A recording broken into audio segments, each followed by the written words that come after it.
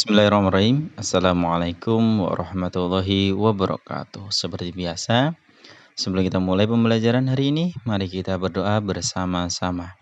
Raditu billahi rabbah wa bil islami dina wa bi Muhammadin nabiyya wa rasula. Rabbi zidni ilma warzuqni fahma. Rabbi syrah li sadri wa yassir li amri wahlul 'uqdatam min lisani yafqahu qawli. Al-Fatihah.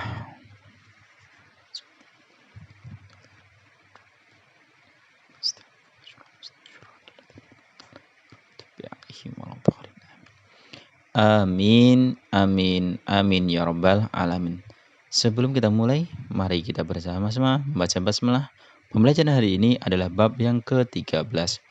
Bab yang ke-13 kelas 9 dengan judul menyuburkan kebersamaan dengan toleransi dan menghargai perbedaan. Menyuburkan kebersamaan dengan toleransi dan menghargai perbedaan. Kita harus bertoleransi dan menghargai perbedaan. Bagaimana toleransi? Bagaimana perbedaan itu? Pengertian toleransi. Toleransi dalam bahasa Arab dikenal dengan istilah tasamuh. Secara bahasa, toleransi berarti tenggang rasa. Secara istilah, toleransi adalah sikap menghargai dan menghormati perbedaan antar sesama manusia. Pengertian toleransi secara luas adalah suatu perilaku atau sikap manusia yang tidak menyimpang dari aturan, di mana seseorang menghormati atau menghargai setiap tindakan yang dilakukan oleh orang lain. Itulah toleransi. Dalam agama juga dikatakan tasamuh. Tasamuh adalah toleransi. Toleransi juga dapat berarti suatu sikap saling menghormati dan menghargai antar kelompok atau antar individu, perorangan, baik itu dalam masyarakat ataupun dalam lingkup yang lain. Sikap toleransi dapat menghindari terjadinya diskriminasi walaupun banyak terdapat kelompok atau golongan yang berbeda dalam suatu kelompok masyarakat. Toleransi terjadi karena adanya keinginan untuk sedapat mungkin menghindari diri dari perselisihan yang saling merugikan kepada pihak yang lain. Jadi biar agar terciptanya kedamaian, kita harus ada toleransi. Perbedaan itu biasa, jadi kita harus bertoleransi.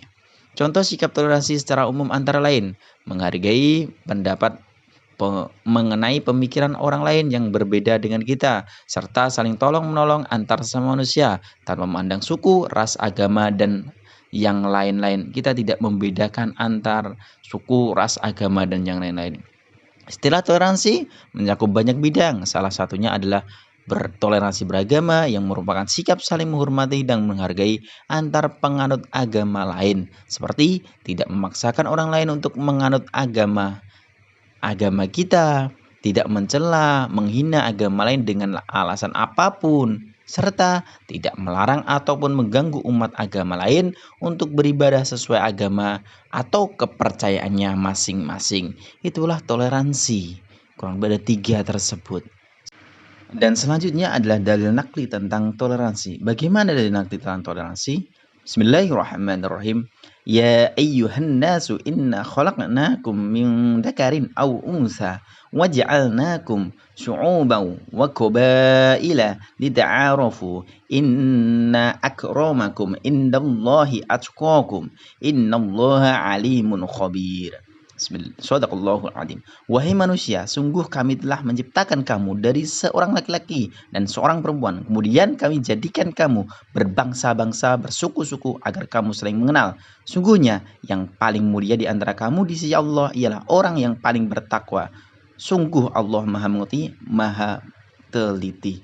Itulah dalil nakli tentang toleransi. Kandungan surat Al-Hujurat 49 ayat 13 dalam ayat ini dijelaskan bahwa Allah menciptakan manusia dari seorang laki-laki, Adam, dan seorang perempuan, Hawa, dan menjadikan bangsa-bangsa, suku-suku, dan berbeda-beda warna kulit bukan untuk saling mencemooh, tapi supaya saling mengenal dan menolong. Allah tidak menyukai orang-orang yang memperlihatkan kesombongan dan dengan keturunan, kepangkatan, ataupun kekayaannya.